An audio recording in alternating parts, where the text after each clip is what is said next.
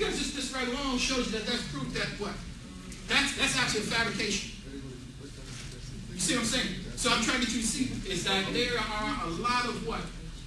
Elaborate fabrications, elaborate hoaxes that are out there in the world that will trip you up if you don't understand and how to understand and how things are proved. You see what I'm saying? And if you don't, because then what happens is you get tripped up on that stuff. And before you know it, you look at this tape, let me show you this tape. You all of a sudden, because you don't have a rightly divine measure rod, you get tripped up. Next thing you know, you fall up by that good doctor. You're caught right up. And then it's hard to bring you back because your mind has become what? Become corrupt. Very, very deceived, very dangerous. So then now, as I said before, let's read this. Let's read this. This is out of the textbook, inside of the volume 3. Is that volume 4? I'm sorry. Yeah, 1 minus 5 is volume 4. And then read, yeah. So you're saying that the Messiah was the sacrificial lamb for our sins. Right. And so now that the law has been fulfilled, okay, now the law, from what I understand, is the Ten Commandments. Right, exactly. So you're saying now that the Ten Commandments have been fulfilled. Right. That was fulfilled when he said, when he was there in Matthew 5:17-18, he said he come to what? To what? To fulfill. He didn't say to institute. He didn't say institute. He said fulfill. It's right there by his Bible. Fulfill means you meet the requirements. You got it. Just like you're a lawyer, you know, when that contract comes to an end, they can't bring you back under it. Or if you fulfill requirements for graduation. Same thing. You fulfill the requirements, you're out of school. No. Same thing. Same thing, exactly. I just want to add, the law is not just the Ten Commandments. Well, but most people believe in the Ten Commandments. But the Ten Commandments actually covers all of the ordinances. Also, what law do we live under now? Well, that's the law of spirit of life. Yep. But the point being is that, you see, the thing is that we read the Hebrews. See, after the removal of the Melchizedek law. See, and catch this point, folks, too, is that they had been under this law for some 1,500 years. All of a sudden, when the law actually changes on the outpour of the Holy Spirit, there was a lot of people that just didn't hit them at the time. So there was there had to be a transitory period for them to be able to phase this thing out. You just can't come off of things all of a sudden, just, cold turkey. When something that has been ingrained in your conscience and your nature through an inordinate pattern, you just can't come off of it immediately. That's why you read some things there as far as about some people baptized and Paul baptized and stuff like that. So then he was baptized in what you look to receive the Holy Spirit. He was baptized in what? Because of their mind. Because to try to bring them out. Yeah. See, we gotta understand some stuff. So the thing is, as I said before, then when we look at this thing, as I said before, the Messiah himself, as he comes to end the law, to bring the law to an end, the law itself now is actually what? Spiritual. And it says the law is actually, the law of spirit of life is actually written in where? In heart and mind. This law was always intended to be spiritual. But he gave it in a what? Natural sense. So you'd be able to understand spiritual principles and applications. How are you going to be able to see something spiritual? He's going to give you a model. That's what I'm trying to take. That's why it's a model. So then I'm going to know what a true priesthood or true righteousness is unless I have a model to show what physical priesthood righteousness is. You follow me? Yes. Yeah. Donna, you have to tell her that even though he fulfilled all that, we still can't go out and kill and steal and do all of that. Well, yeah, but that's where the law of the spirit of life comes in. Because the point being is that the law of the spirit of life is actually that law of the Holy Spirit that's actually in the what? In the consciousness. In your consciousness. And what happens is that the Holy Spirit, as the Holy Spirit is within the what? Is in the heart and mind. It is that thing that actually controls you. Just like it actually controls the birds and all the migrations, things like that. Then it says the self-same law is actually within you. And then now that law itself is actually controlling you. And it gives you what? Different types of what? Desires and thought processes, different types of things. So in other words, the things that what you will do that would cause you to sin, the Holy Spirit what? Will correct that. Give a case in point. After 7 years after, the Gentiles, the Jews were what? The Jews were brought in, right? The Gentiles were never brought in within that 7 years. It's in the book of Acts, right? And the apostles, they actually preached to who? Jews and who? Jews and Jews only. They never thought that the Gentiles were going to be brought in. That was not even their concern. The Gentiles looked at them as far as like dogs. You follow me? Now, so then Peter gets this dream of what? Matter of fact, let's read it. Yeah, in Acts, what is it, 7?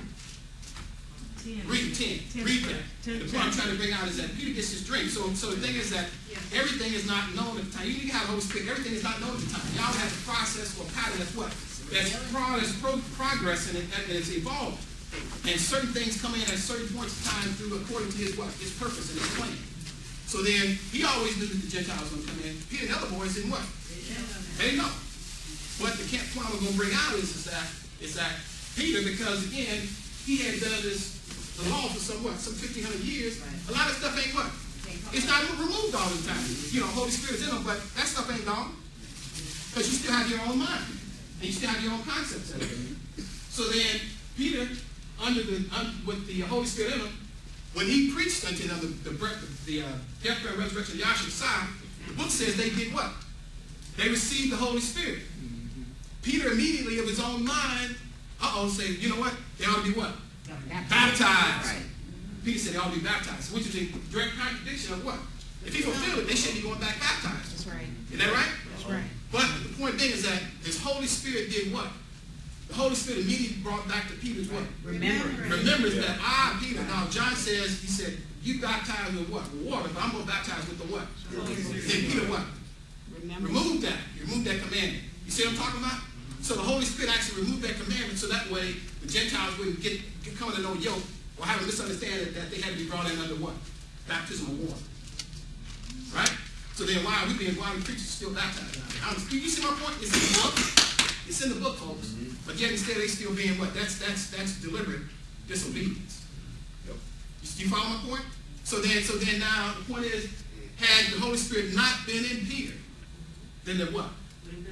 It would have been taught, which is what's being taught right now. So that's what I'm trying to show you. The law of the Spirit of what? Of life, and the Messiah in you will correct those things that you have from what? That you actually make mistakes on. And things that automatically come up that what? That you have that come up to be contrary to the Spirit of Yahweh. Spirit, that's the Holy Spirit. Holy Spirit is the actual what? The actual teacher. Yeah. Read. Oh, go ahead. So you should be really immersed in spirit rather than immersed in water, right? Exactly. Because the point being is that I can get in all the water I want. I'll come out clean, but you still what? You're still going to come out. You're still going to go and do the same what? Same old thing that you're going to be doing. That ain't going to change nothing. See, the key thing is that there's always a consciousness. The consciousness is always the key thing. If the consciousness, like what's his name say? Who was that? The famous rock star, Jim Henry said. He said. Is it George Clinton? He said, free your mind. Yeah. He said, free your mind. He said, free your shackles. Because I can free your shackles. But if your mind is in what? If your mind is shackled, don't make no difference whether or not you got shackles on or not, right? So the key point is freeing the what? Freeing the consciousness or freeing the mind. If I free the consciousness of the mind, then I ain't got to worry about no shackles. I ain't got to worry about you going back and taking of these things. Read.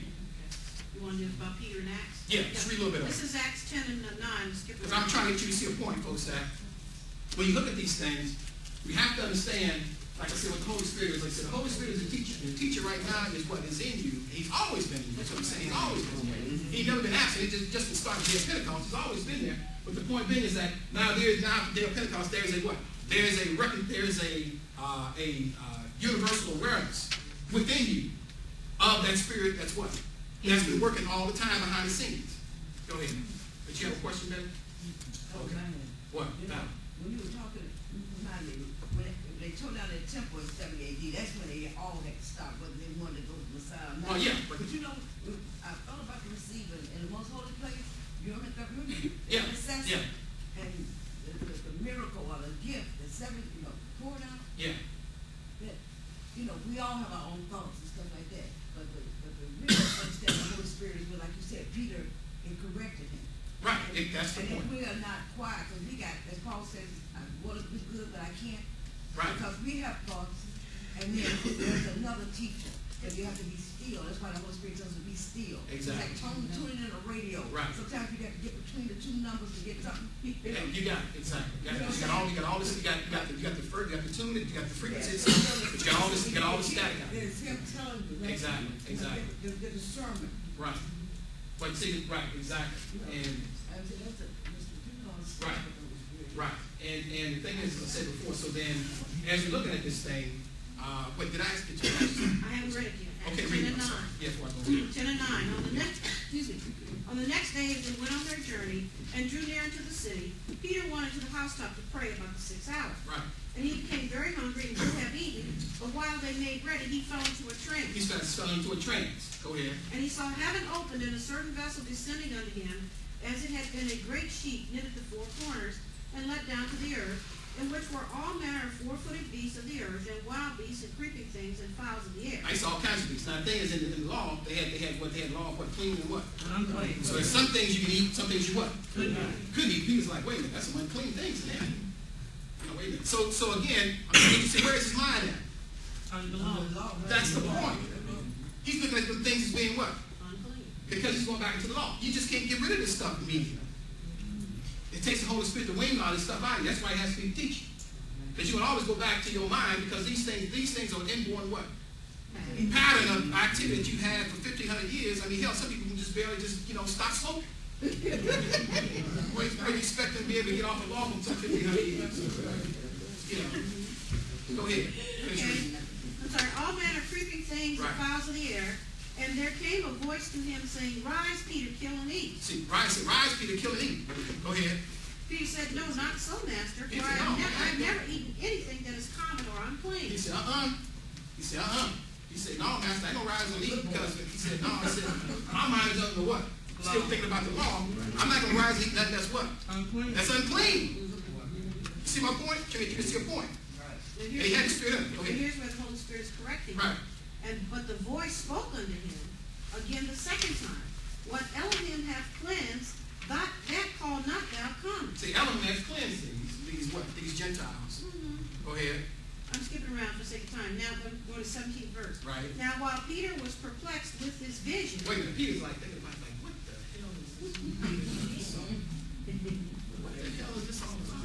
This voice talking to me twice about eating something that's unclean. And he says, See what I'm saying? Now that's what? This what? You gotta get used to it. But I'm saying, but what's working there? There's a war with it. That's a war in his mind working there. He's trying to do what? He's rationalized with his own what? His own intellect. You're going to do that. Go ahead. Now while Peter was perplexed in what this vision he had seen should mean, then behold, men who were sent from Cornelius had made inquiry for Simon's house and stood before the gate, and called and asked whether Simon, who was surnamed Peter, was lodged there. So these men, now remember now, the Holy Spirit, see, the thing is, you don't know exactly what kind of little X factor he's got going behind you. Peter's up there thinking, you're like, what the hell is this dream all about? Thinking of himself. And so then Yahweh's already told, who is this Cornelius? So he already told him to come down. He already told him to come to Peter's house. Yeah. See, so he's already got these things already what? Being the coordinator. He's a major coordinator. He told me logistics. Yahweh got the logistics down, man. He's the architect of that. Go ahead. Okay, and he had called and asked whether Simon, who was surnamed Peter, was lodged there. Mm-hmm. While Peter thought on the vision, the Spirit said unto him, Behold, 3 men seek thee. So wait a minute. The vision told him, behold, three men seek thee. Yeah, so Peter's looking around. Still trying to get that thing out of his mind. Now, go ahead and read. Arise therefore and get thee down and go with them, doubting nothing. Doubting what? Nothing. So then he told Peter, look, Peter, we know you're doubting. Because he said, go down and what? Receive these people. And don't be looking at them like they're still what? Heathens. Exactly. That's what he's talking about. Read it. Doubting nothing, he said, for I have sent them. He said, for what? I have sent them. So you see there's a change there now of what? That thing that Peter had in his mind as far as the Gentiles being what? Outcast dogs. Oh, wait a minute. These people have been cleansed by me. So I'm going to bring them in here, and you better not treat them no different. Go ahead. Then Peter went down to the men who were sent unto him from Cornelius, and said, Behold, I am he whom ye seek. Right. What is the cause for which ye have come? Yeah, why are you coming to check me out? Go ahead. And they said, Cornelius the centurion, a righteous man, and one that feareth Elohim, and of good report amongst all the nations of the Jews, was warned by Elohim by a holy angel. Wait a minute. Now you throwing something else in the deal. Wait a minute. Now you throwing a whole new thing all in the deal right here. You get my point? So that tells you right there, Yahweh's always communicating with the Gentiles too. Cornelius not just the first person. You see what I'm saying? So he's got other things that are out there that we don't know anything about. Peter says, I'm trying to see folks. Yahweh controls this whole universe. And like I said, because you got your own little wagon right there. You think you're your own little wagon. You think you're the only thing that's righteous. You know, and the whole point is he's trying to show you, wait, I got that fisherman's net that's cast out there. You get all kinds of fish. Isn't that right? So when you cast that net out, you get all kinds. You get the scavengers, you get the what? The fish that are clean, you get everything. So the thing is that, you know, like I said, Yahweh has, just because you have your own little box here, you got other things that are working on extract on the outside. Read. Okay.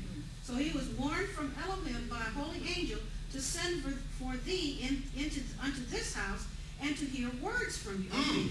So then again, that means what? That Elohim sent him what? Sent him an angel. Angel of Elohim to do what? Come and talk to Peter. So then because that was the time when the Gentiles were going to be what?